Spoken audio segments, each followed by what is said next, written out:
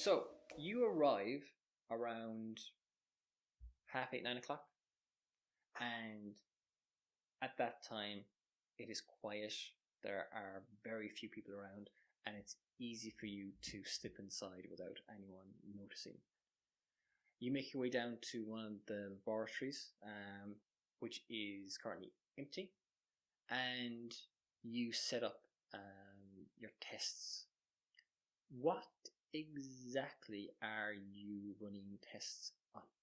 Well, I'm not a biologist, but I definitely would like to look for anything that's like very obvious biological abnormalities, even beyond the norm, like the huge size or the tumors or whatever. But Mhm. like any kind of tissue abnormalities or something that is especially weird. Mhm. In particular, in terms of chemistry or physics, I would be looking for any unusual chemical residues, influences, or any kind of physical or chemical influencers on the present condition of both dog and corn. Perfect.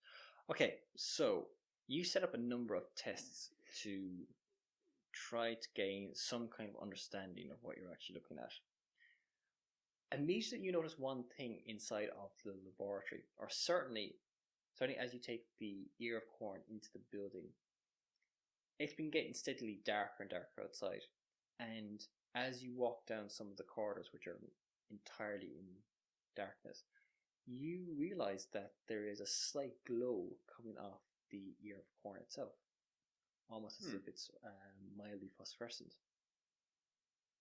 After a few hours of working on the samples that you take from the ear of corn and from the dog, you make the following conclusions.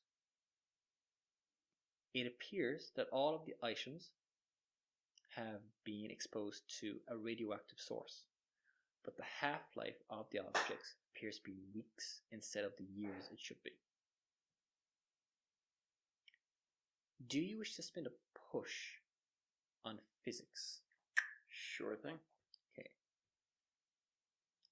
You're sure that you could modify a Geiger counter to detect this type of radiation at close range. It'll take a little bit of time, but you have the right equipment to do that. Okay. How much time? Maybe a few hours. If I were to take the equipment home with me, is this something I could complete at home? I'm going to say that you'd have to do the majority of the work here, but some of it you will be able to finish off at home. Okay. And allowing that, I think you're spending the evening and the night working on this. Yes. Then I'm going to say that between the two, you easily can. So you gain the following edge. So please read that. Geiger counter expert. You can admit it, you're a genius. While this will only last a couple of days, it may be useful and it might even save your life. After being used to detect unknown radiation once, it breaks. Discard this card. Okay. So aside from that, your tests also reveal the following about the radiation. The radiation accelerates the metabolic rate of living creatures. It passes on mutagenic properties. The cellular growth is unchecked, and while increasing size, it damages the cell walls of the life form. It hampers the organism's ability to process sunlight and could be detrimental in later stages.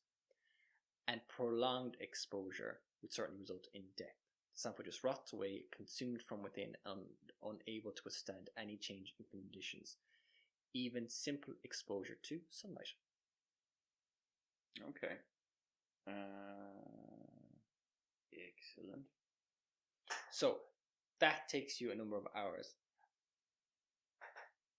You arrive back at the university to meet Rosamund much closer to midnight than you were expecting yourself. But when you arrive, she still hasn't returned to her office, and you're actually waiting there a little time before she comes back in carrying a small stack of books. And you can see that she has completely lost track of time herself. I'm sorry. I hope I didn't keep you too long. It's okay. I found something to occupy myself. Oh, very good. I think I found a reference to something like this having happened before. So, she drops a couple of books down. She takes a sheet of paper where she has notes written out on it. So, in June of 1882, a meteorite fell to Earth in Boston, and a strange amalgamation of lights caused the crops to rot.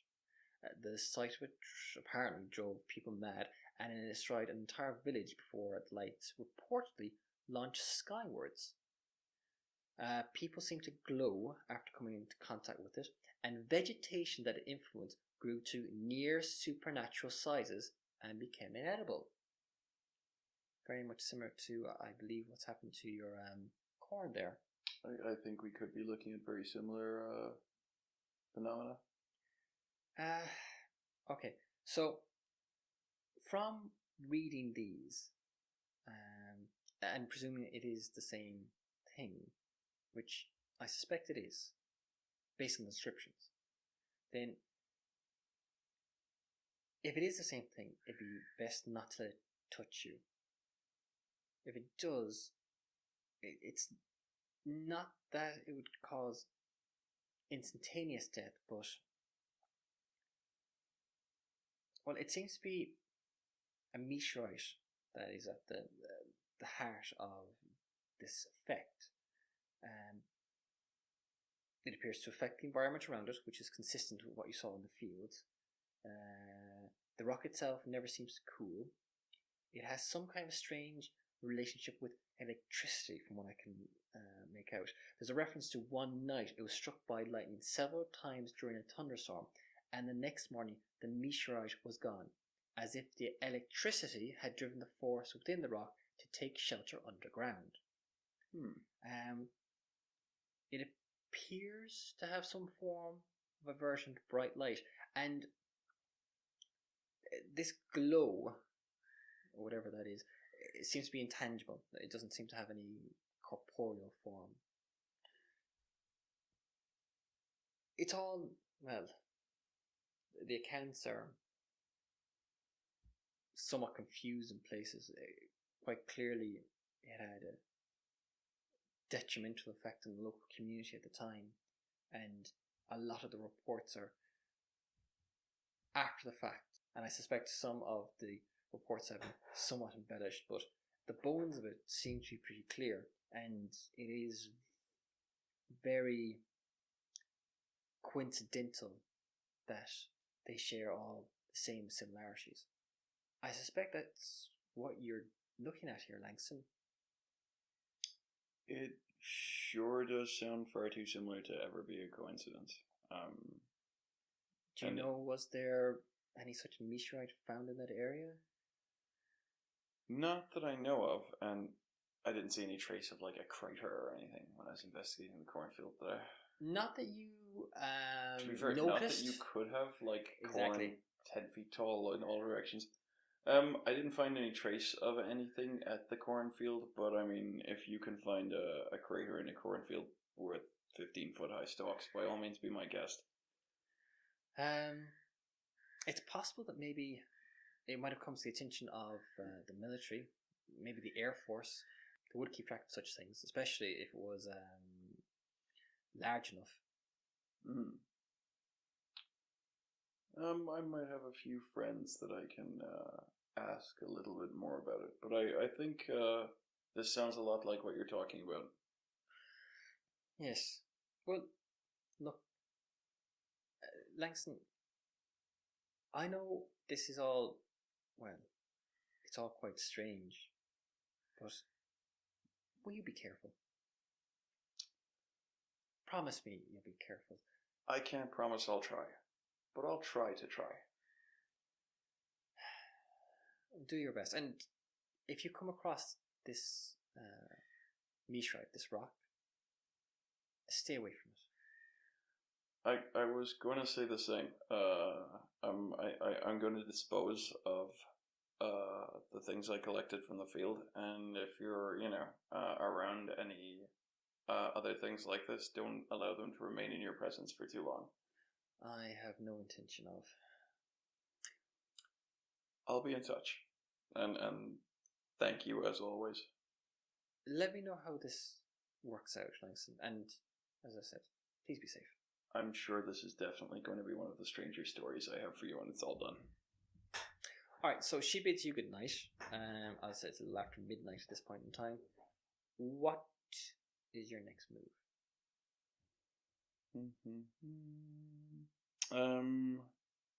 I don't think there's anything more I can do during actual nighttime hours.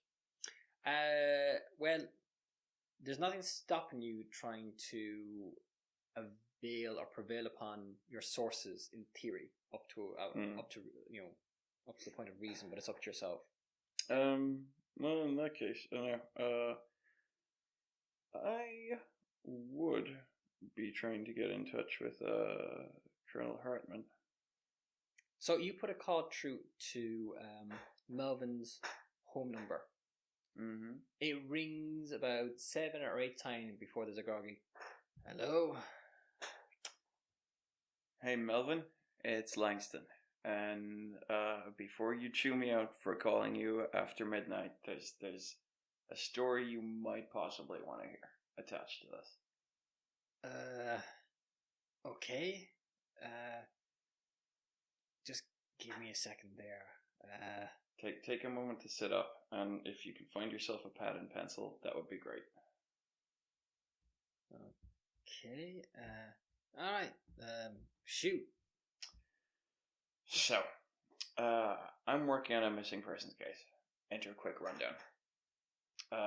You go through everything, or do you leave anything out? I'll be sketchy on the details. Just like missing person, dad looking for, blah blah blah. Mm-hmm. Found a diary. Has map coordinates in it. Go down to visit, map location. Find weird mutant stuff. Do research thereon and find it's likely the product of a meteorite. Oh, was that in Alexandria? That sound right to you? Was it? Yes. That sounds about right. Yeah, I remember something about about 3 months ago there was a meteor shower. Caused a bit of a fuss at the time. They thought at first it might have been an off-target bombing raid. They sent some boys down, found some rocks, and they were taken to what was it again? At the Navy munitions plant Echo. Yeah, that was it. They have some Professor Adams, Walter Adams. Okay.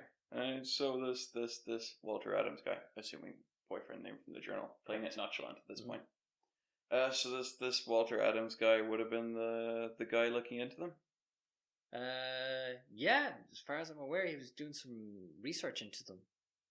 Huh. Don't know exactly what the significance was, but they thought there was something to them anyway.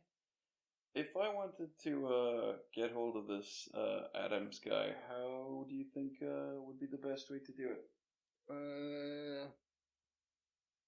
Well, there's a fundraiser on tomorrow night. Yeah, tomorrow night. Adams should be at it. That's all really good information, Mel. Thanks a whole bunch. Yeah, no worries. Look, I tell you what, if you can ring me sometime tomorrow, maybe at a more sensible hour, I'll fill you in the details on the fundraiser. But if you don't mind, I'm gonna go back to sleep now. Yeah. Don't pick up any glowing space rocks on the way back to bed.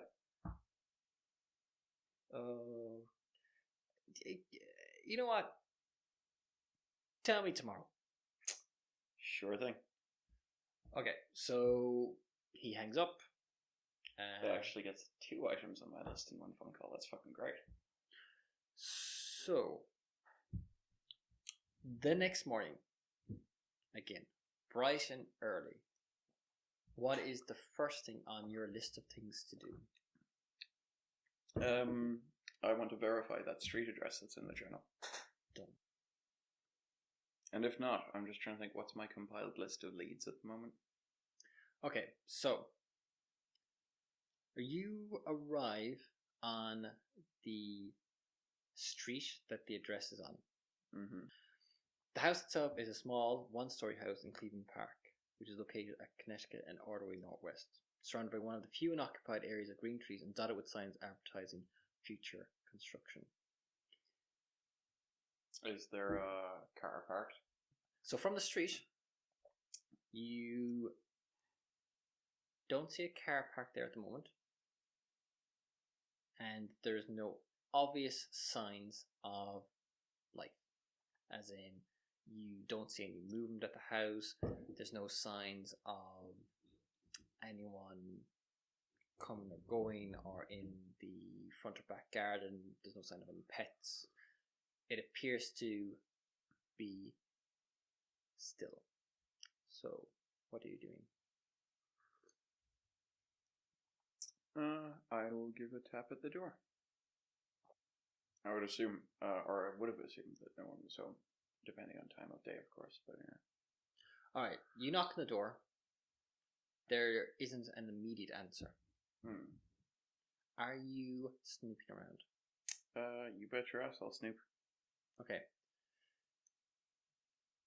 Through the front windows, you don't see anything out of the ordinary. Going around the back and peeking in through a kitchen window, it looks like there is a relatively fresh cup of coffee on the kitchen table and a half-eaten sandwich, as if someone had just left it down mid-bite. Is there steam visibly like rising from the coffee like it looks moments ago? It looks quite fresh, as in like you can't make out steam rising from it, but it certainly only appears to be like 2/3 full, and it looks a little odd just being left there idle. That is a little unusual. I'm contemplating a little bit of B&E here again, but Okay, so you are, as far as you can see, out of the line of sight of anyone. There are no adjacent houses. This house stands a little bit on its own, and you're currently at the back of the house, and no one has raised any alarms so far. The door at the back of the house has a screen door, and then it's just an ordinary kitchen door, which you presume is probably just on a latch. Now, do you have locksmith? I do not. Okay, so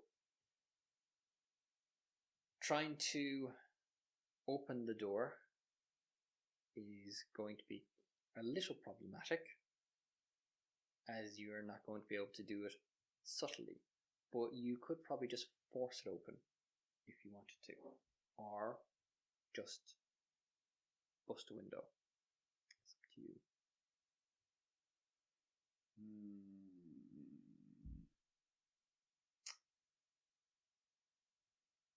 I think if it's on a latch, forcing the door would be the quietest.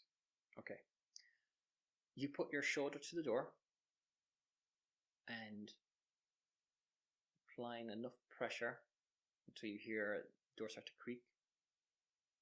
You give it one hard shove and you force the lock open. You find yourself standing in the kitchen. What are you doing? Well, first of all, I want to be careful to avoid touching things with my fingertips. Okay.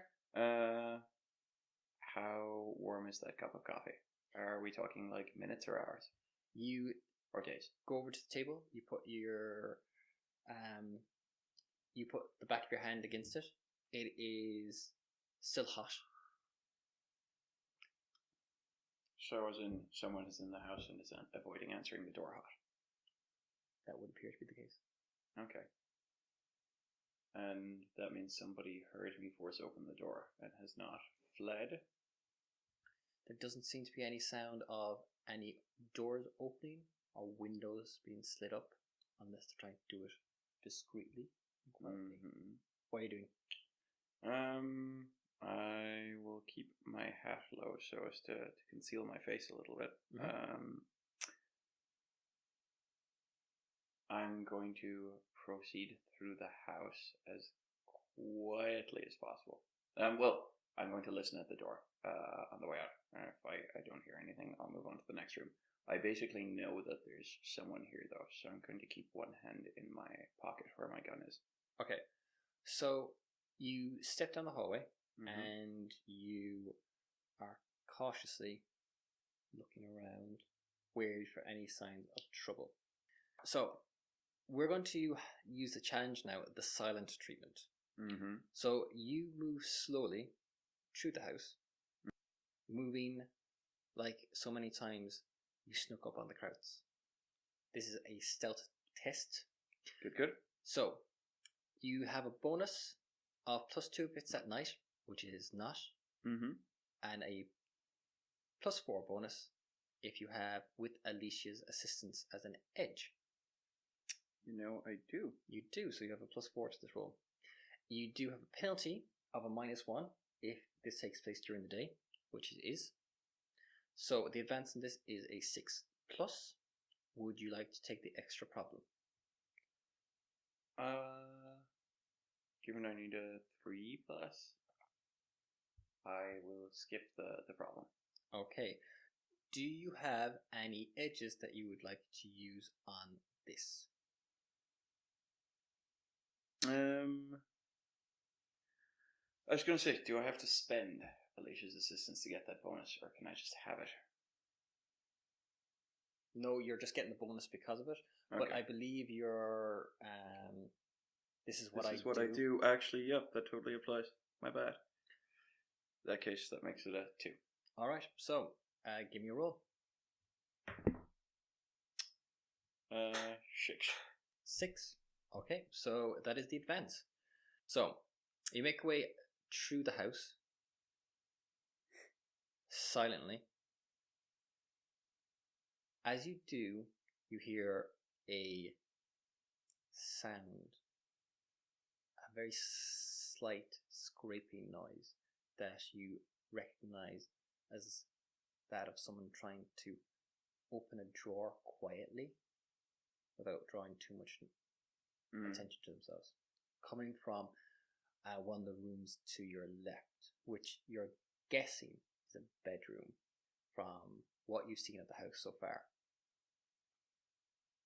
You reach out, push the door open slowly, and as you do, you see standing at a chest of drawers, Lynette, with a revolver in her hand, who quite clearly has not heard you coming down the hallway, and who is taking the revolver out from a pair of stockings that it was concealed inside of.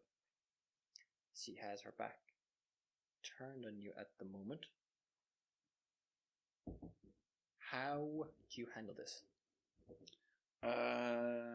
Because there is a live firearm involved, I think I would actually like to get control of the gun first. Okay, so how are you doing that? She hasn't seen me. She's like, what, got her back to me?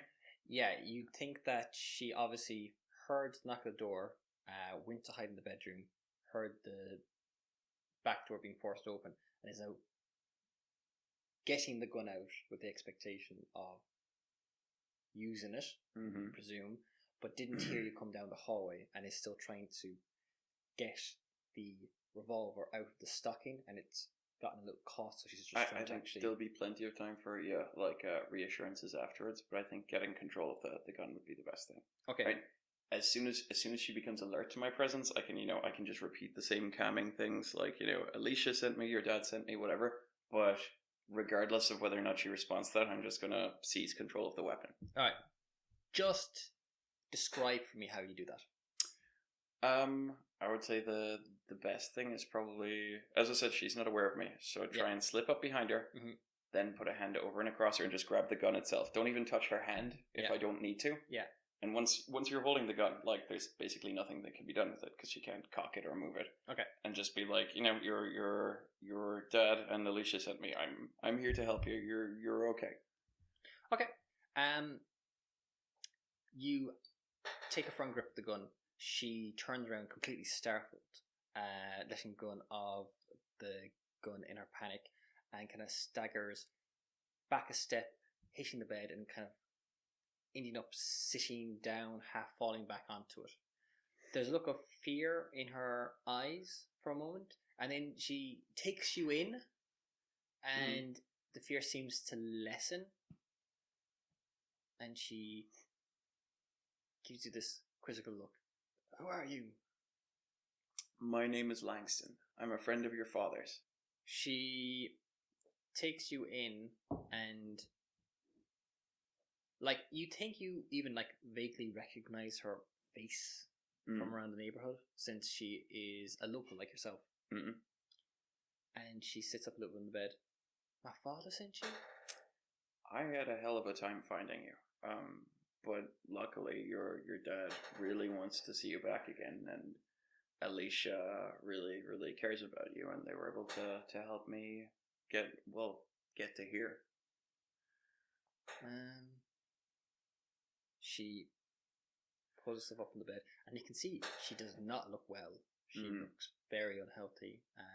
Like, her hair looks very brittle. She has gone bald in patches. Her skin has a very almost grey look to it, and she looks a little emaciated. Look, I'm sorry. I didn't mean to worry my father. I didn't mean to worry Alicia, but I didn't know what else to do. I've just been trying to keep my head down, and I'm just so tired. I would think you are, and I know that there's a whole mess of stuff going on right now, and you're probably worried that it's crazy and that no one would believe you, or you wouldn't know what to say. I'll believe you, and I've seen enough weird shit going on the last few days to know things are happening. So you can talk to me, and I'll understand what you're saying, and I'm not going to think you're crazy. Well, I don't know. It's all so strange. I still don't know. If what I saw, if it really happened, or but I know it did. It's been after me. The light. Well, why don't you start at the beginning? I think this all started with those moon rocks your boyfriend was looking at down at Echo, right? Meteorite. Yeah, that's where it all started. I wish I'd never seen those things. Me and water. Nice man. A good man. He was put in charge of researching those meteorites. And he told me that they could change everything. That they could be the scientific, breakthrough of the century, stuff like that. He went on and on about them. They had these properties. I didn't really understand some of the things he said about them, but they were like uranium or plutonium or something like that. He said they were radioactive and they had properties. I'm sorry. I didn't understand an awful lot he told me about them, but it sure made him excited. And well, I think he thought I was going to make his career, but I think he ran into a problem with his research. He called in an old professor of his, Boris Podolsky. Okay. He's from Cincinnati, to help him, but he was trying to keep it quiet, you know. I think he was hoping that if they made a big breakthrough, he'd be able to hold on to the credit for himself. But I never liked Podolsky. I always gave him the creeps. I always felt like he was trying to prove himself, I think. But then, I don't know. So he and Podolsky were working on the meteorites together? Yeah. For how long? Must have been a couple of months at least. But then something happened, right? About a month ago, I went down to the lab underneath the plant to visit Walter. I was meant to be down there. I don't know where Walter was, but I heard footsteps, and next thing I saw Podolsky coming down, so I hid. And when he started taking papers out, and I think he was stealing documents. I'm pretty certain he wasn't meant to be down there on his own. And she kind of winds down. You can see the act of actually talking for any length of time just wears her out. I told Walter what I'd seen, but I don't think he believed me. I think he thought that I'd gotten things wrong or mixed up. But then a few days ago now, was it last week? I'm not sure. Did I tell you I touched one of the rocks when I was there the first time? I touched one by mistake. In the lab at Echo? Yeah. That's when it all started. What started happening after you touched the rock? She looks at you and goes, "So I started seeing the lights. That's when this started to happen to me. And then I thought I was sick. I thought I was going mad. I wasn't sure. I went to the doctor. And then I went last week down, talked to Walter about what had happened. And then he was there. He was inside of the lab. I could see him through the glass. Podolsky was there. I don't know what they were doing. They were working on something. I don't think they even see me. And something happened. The color appeared. I think it took Walter. And it just drained the life out of him. Everything. Just left him like ash. Ash on the ground. Podolsky was there. And he did nothing. He didn't even raise the alarm. He just stood there and watched. I got the hell out of there. That's when I ran. That's why I've been hiding since. I sent a letter to my dad. thought the less he knew would probably for the best. I don't know what Petoskey's doing. I don't know what they're working on, but I think it's killing me.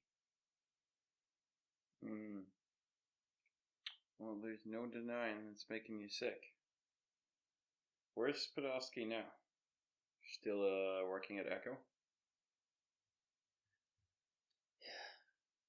Yeah, I think so. I don't know. There's a fundraiser tonight where a whole bunch of the Echo boys are gonna be. Do you think you might be there? Yeah, I'd say so. I'm scared. I don't know how much he knows about me. I don't know if he saw me when I left. I don't think he did. He might have done. I'm not sure.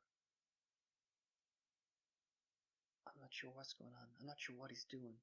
But I'm telling you, he's up to something. Water's dead. And I think he's just carrying on as if nothing's happened. I don't even know if they know he's dead at the plant, in the lab. Seems like they might not. I don't know what to do. Well, she collapses a little bit onto the bed. You think that this is probably the most amount of exertion she suffered, or this is the most amount of exertion that she has engaged in some time, and it's just taken nearly everything that she had in her to kind of get this story out. You can see, like, she does look in a bad state. Alright, I'm just trying to think in my head of the order I'd like things done in. Okay, yeah, very reasonable. There's a lot going on. There's a bunch I'd like to do. Assuming she's is she unconscious or just, No, she wrecked? She collapses onto the bed itself, and you can see, like, she kind of just curls up a little bit on the bed. You think the stress of the situation, as much as anything else, has just taken it out of her. She's still conscious. She's just worn out. Okay. Well, I want to get her some medical attention. Okay. Not maybe straight to hospital or whatever, but doctor, IV, decent nutrition, something that would help with radiation sickness, like iodine. So that should all be fairly doable with a regular doctor. Yeah. Now, who are you going to take her to, though? That's the secondary one. This isn't something you can just bring to your regular family GP. Doctor. Yeah, no. And have him be able to handle it, you suspect. She looks like she's suffering from something out of the ordinary.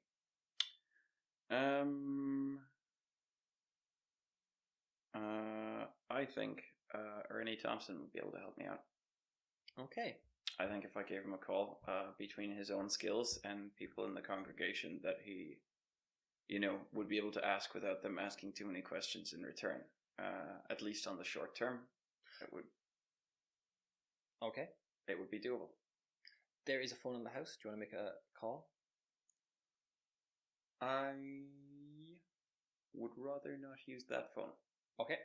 I don't want to leave prints there or anything as well. Okay.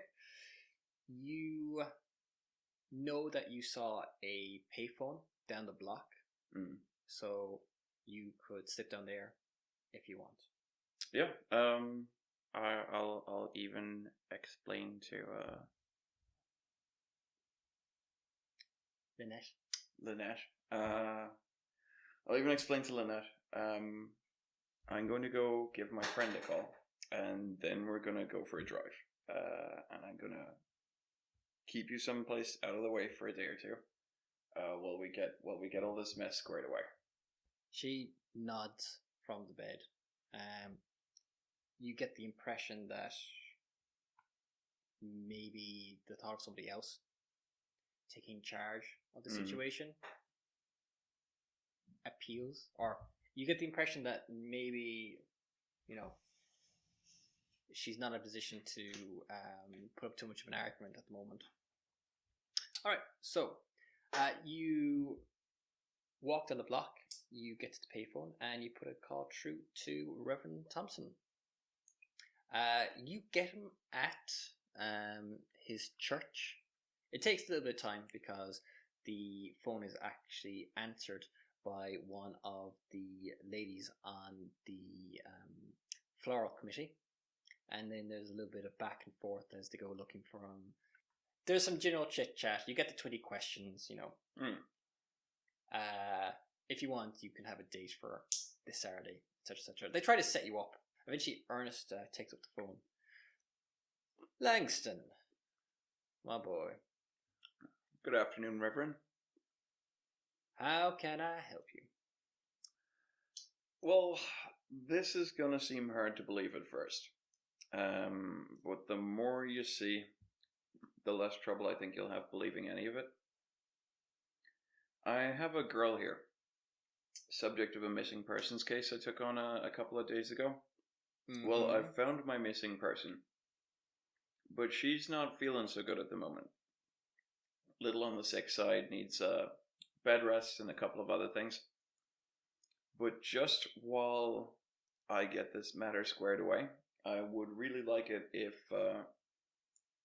she was able to stay at a place that's, not known to, or that's not with her direct and immediate family. That wouldn't be obvious if someone was looking for her.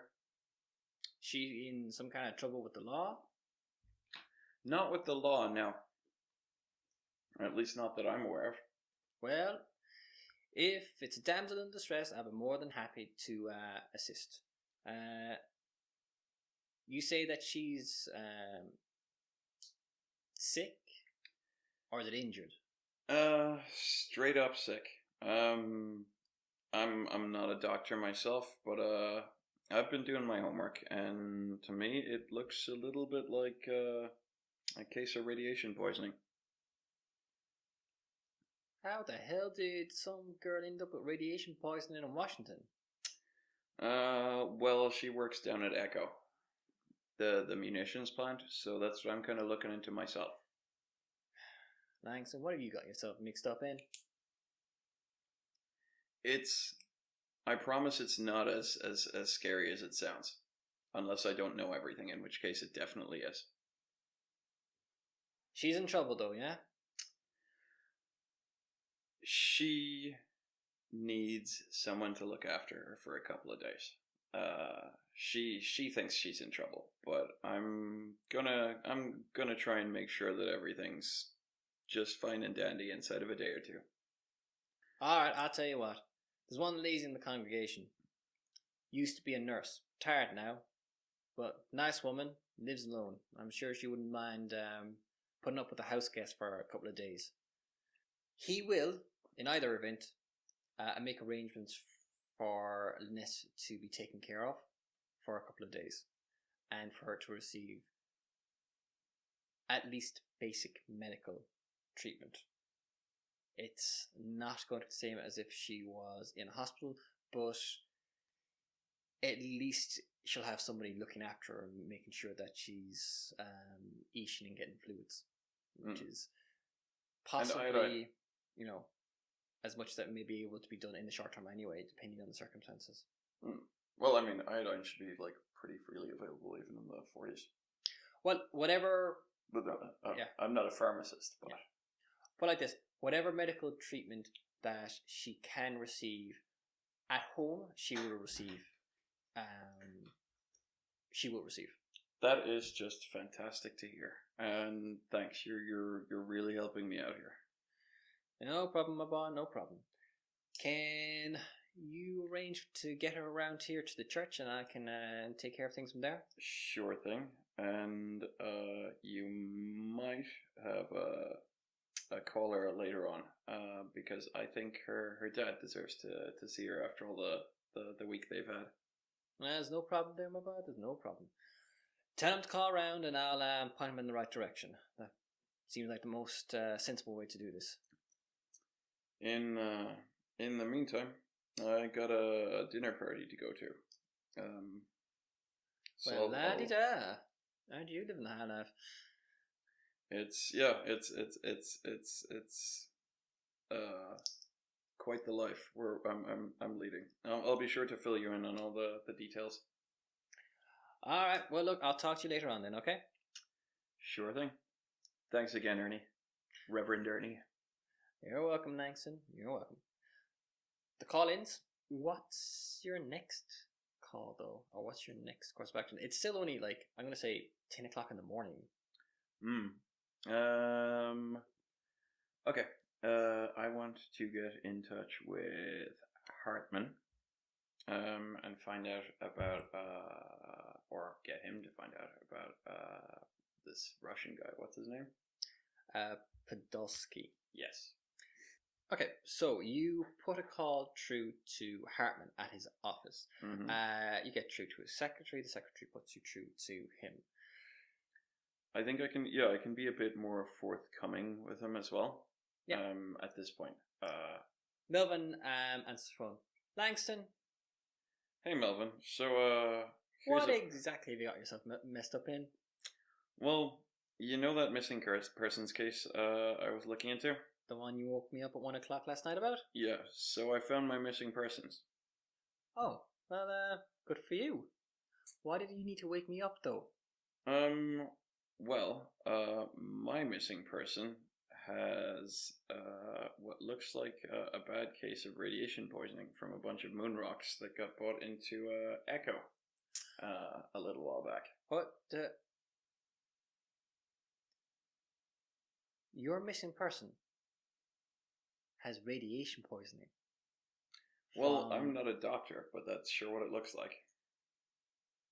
And you're saying that she got this radiation from those meteorites? It also is looking increasingly like that's the case to me. Langston, maybe we shouldn't be having this conversation over the phone. Why? It'll be decades before wiretapping is commonplace. Come on, man. Now, well, if you want to meet in person, I'd absolutely love to see your face again. Okay. Where are you right now? I'm at a payphone. Be vague, across town. Or am I across town or far away? Well, like this, are you giving him an address that he could actually meet him at, or are you? I can give him. He can meet me presumably at my place or my office, or I can go to his. Yeah, you could just. I mean, like basically, like he says, where are you right now? I'm not far from my office. We can meet there. Okay. All right. Damn it, Langston! Why do you have to do this over the phone? All right. I'll see you at your office in give me an hour. I'll meet you there. See you there. He hangs up. Do you return to the house? Yes. Okay. Are you doing anything else at the house before you leave to take Lynette to the church? I'm very tempted to Geiger counter the house, but I know Lynette, for one, will set it off immediately. Okay. But I would like to give the house a search before we leave.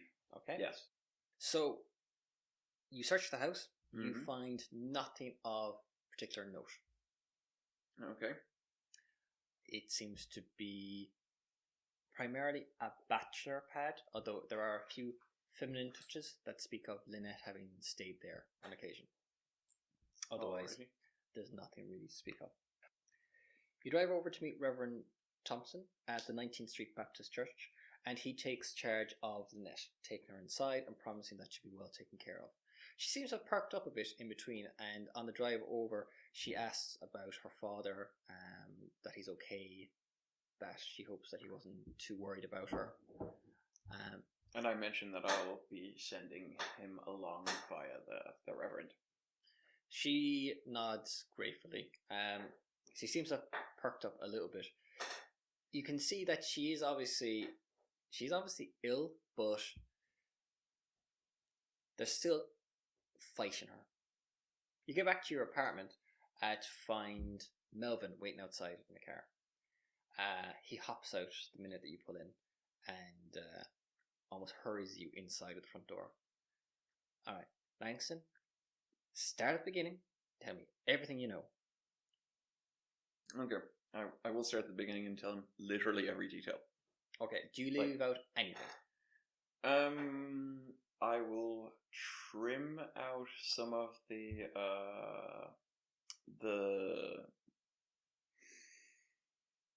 very precise details I got from Rosamund, just because I'd say he's probably going to have trouble swallowing them. Okay. But I'll just leave in like their, I contacted a university professor who was like, oh yeah, no, this is some type of weird radiation that like has these odd, unusual effects. Okay. Do you tell him everything that Lynette told you? Yes. Okay. Including the apparent disappearance of Professor What's his name and like the whole shebang, like every detail there. Okay. He takes copious notes, and by the time you're finished, he sits back in his chair going, "Thanks, I don't know what you got yourself mixed up in." Me neither, but it seems like whatever is going down there at Echo might be of significant concern to OSS. Yeah, it sounds like it could be.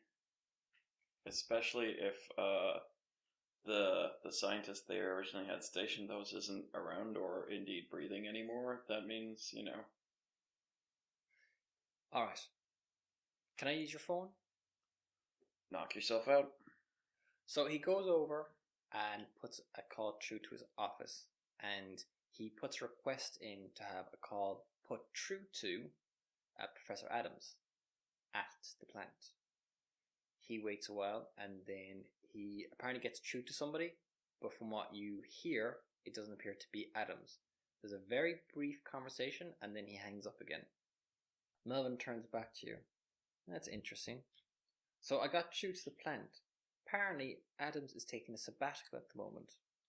He's meant to be recuperating at home. Came down with something. Overworked. This Professor Podolsky of yours is currently overseeing the research in the laboratory in his absence. Well, isn't that convenient? I think that might be a slight understatement. I need to make a few more phone calls. Bear with me. Should also mention to Hartman that I made a specially modified Geiger counter to detect the presence of radiation from the meteorites. Although it has been a lot of fun to say moon rocks instead. So, Melvin makes a few more phone calls and then turns back to you. I found out a little bit more about your Dr. Podolsky. He's the real deal. Professor from the University of Cincinnati. It looks like your Professor Adams arranged for him to serve as a scientific specialist on the research project he was working on. But it smells like Adams was trying to keep Podolsky's involvement with it secret or minimized. Minimized, I'd say, yeah. So, Podolsky apparently, he's an expert in the field of quantum mechanics and had some kind of radical approach to theoretical science. Back in 1935, he had a break with Einstein and Rosen over some dispute or difference of opinion on their work. He got a tenured professorship of mathematical physics in Cincinnati. After that, apparently a letter of recommendation from Einstein can go quite a long way. Outside of that, though, it doesn't really flag too much on our radar, although these days you never know with people, especially with the war. Sounds to me, from what your girl says, that maybe he was, I don't know, stealing information. Maybe he's a spy. Maybe he's a fifth columnist. Maybe he was stealing, maybe selling Maybe he just wants to keep it. Either way, we can't let something like this get on the open market. But if we're going to do something about it, we're going to need a little bit more to go on. I'm afraid that your girl's word ain't going to go very far, especially in official circles. That's understandable enough. Now, don't get me wrong. I believe you. And if you believe the girl, then that's good enough for me. But you got to understand, if we're going to try and move on this thing, we've got to have something more to go on. It sure is helped by the fact that I found, a dog and a 1-foot ear of corn that glow in the dark. It helped sell me on the whole thing. Well, it certainly confirms there's something strange going on, but all it does is verify that whatever research that Adams was doing was obviously important. I mean, the ramifications could be huge, but proving that this Podolsky character, that he's actually up to no good, I mean, they could as easily turn around and try to pin this on your girl if it turns out this Adams character is dead. You think about that? Didn't even think about it for a second. Spent too much time thinking about how weird the whole thing is in the first place. But I figure if, the army never ever learns the truth, this is probably not something that's going to go to a regular court anyway. All I'm interested in is just seeing that, whatever is being researched doesn't fall into the wrong hands. Assuming it's not already in the wrong hands. Well, as far as I'm aware, Podolsky is meant to be at this fundraiser tonight, so he doesn't seem to have made a move so far. Can you get me into the lab? I think I might be able to arrange something. I'll make a few phone calls. I'd say there shouldn't be too much difficulty in getting the two of us inside. That sounds pretty good. He grins at you. Oh boy. If you can get your hands on a camera or anything, you might have quite an important piece of documentation to help along your career. I think I might find a camera. We might have one back at the office somewhere. And I'll have a Geiger counter just to make sure that we don't come out glowing in the dark like Martians or anything.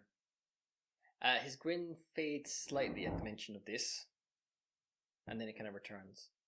Well, it's always interesting with you, Langston. I have to give you that.